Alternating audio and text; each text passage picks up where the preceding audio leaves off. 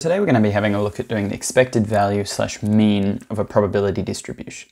So I've got this probability distribution here where each probability P1 has a value that goes with it. So the value of x1 has a probability P1, which we write like this, and it goes all up the way to xi pi, meaning the ith value has probability P of i.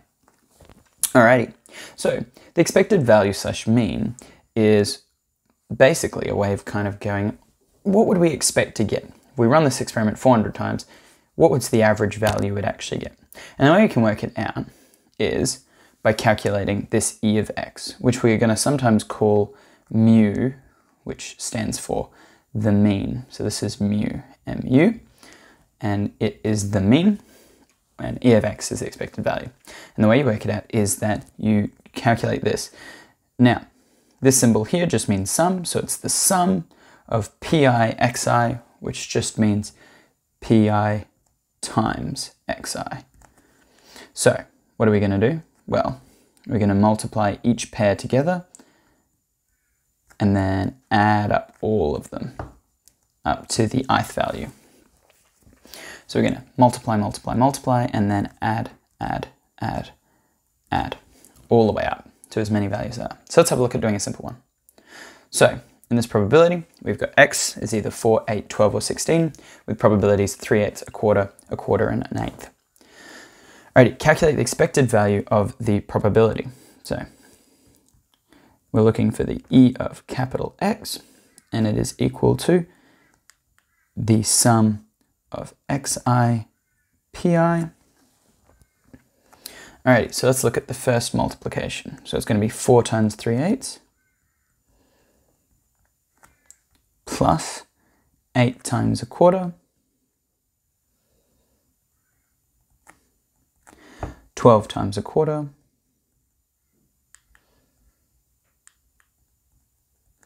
plus 16 times an eighth. Alrighty, each of these work out to be 6 plus 2 plus 3 plus 2, which we get a total value of 13. So the expected value of this distribution would be about a 13, which makes sense when you have a look at it. When you see that, you know, it makes a certain amount of sense in the end. Alrighty, so that's a simple one. Whoops, made a mistake here, so I'll just quickly fix that up. 4 times 3 is 12. 12 divided by 8 is going to be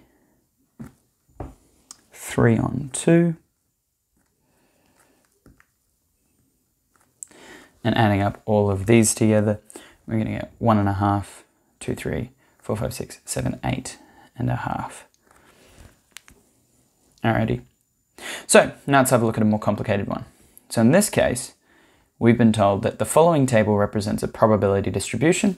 The expected value e of x equals 3.4. Determine the values of a and b. Alrighty. Well, the first piece of information is that this is a probability distribution. What does that mean? Well, it means that all the probabilities, when added together, need to add up to 1.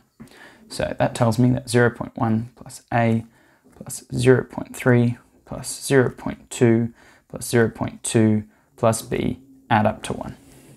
And I can simplify this a bit. 0.3 plus 0.2 plus 0.2, 0.7, 0.8. So we get a plus b equals 1 minus 0.8. A plus b equals 0.2. So we know the sum of a and b. Now we can know something else, which is that we know the expected value. So we know that e of x is normally equal to the sum of xi times pi, which in this case would be 1 times 0.1 plus 2 times a plus 3 times 0.3, and so on and so forth. Alrighty, and we're also told that the expected probability is 3.4. So I can write this, it should all add up to 3.4. Alrighty, so let's do some calculations. We got 3.4 equals 1 times 0.1 is 0.1. 2 times a is 2a. 0.9 0.816b. Alrighty, so we can add up all of these bits. 0.1, 0.9, that's 2, 2.8. So we get 2.83.4 minus 2.8 equals 2a plus 6b. And we get 0.6 is equal to 2a plus 6b. Alrighty, now we're nearly ready to solve. Why? Because I have got two equations and two variables. The only thing is I've got to decide whether I'm going to use substitution, elimination, or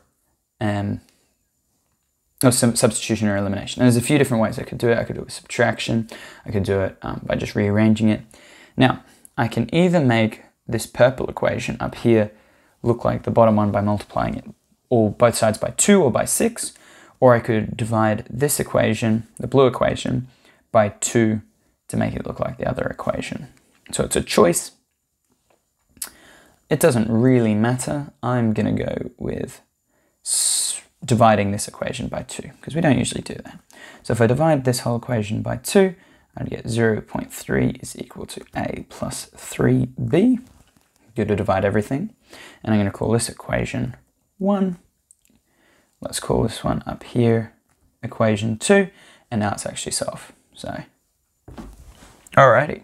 So I've set it up, doing my subtraction. Make sure you line up all of the variables and numbers appropriately. We get 0.1 is equal to 2b. Divide both sides by 2. And you get b is equal to 0.05. Alrighty, now that I know the value of b, I'm going to substitute it back into my favorite equation, which is certainly going to be equation number 2. So, and we get that 0.2 is equal to a plus 0.05, and we get that a is equal to 0.15. And those are the values for a and b, solving this problem. Alrighty, thank you for watching. See you in the next one.